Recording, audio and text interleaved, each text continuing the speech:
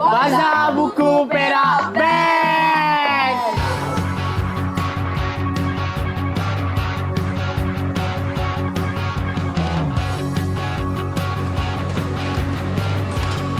Assalamualaikum warahmatullahi wabarakatuh. Cor berada di dalam Stadium Indra Mulia dekat Ipoh Perak ni, di mana berlangsungnya Bazar Buku Perak 2026.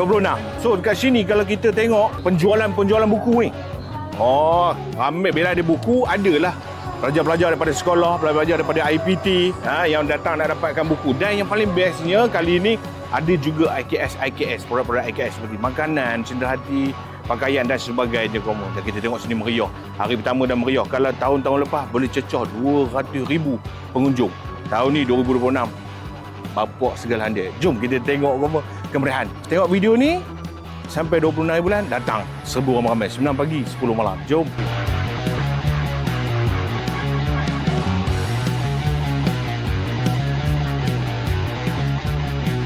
Orang yang suka baca Tarbiyah Sentak ni bagus. Daripada Ustaz Deni ni dengan harga diskaun 10%. Tunggu apa lagi Ini pasal buku Raja Berperlembagaan Malaysia.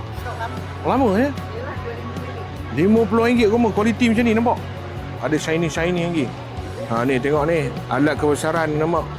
Kita ada kamar bunga rantai bunga nyo. Moho kecil, selok dari Perak nampak segelandang. Kita ada geduk batik emas nampak. So buku ni antara buku lama dan masih lagi cantik. Bukanlah buku lama tu, buku tu dah lama. Dia lama ni. Cantik. Dalam kotak dalam plastik RM50. Mana kau nak simpan ini? Ini hak kita ni Raja Perlembagaan Raja kita.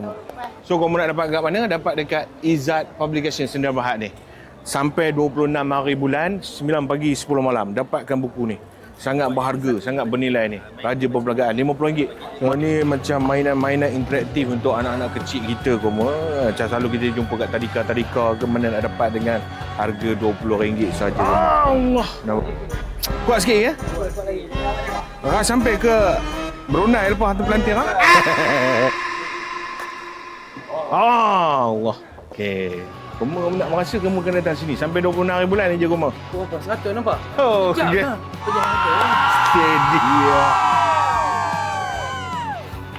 Baliklah kau beli 100 terus.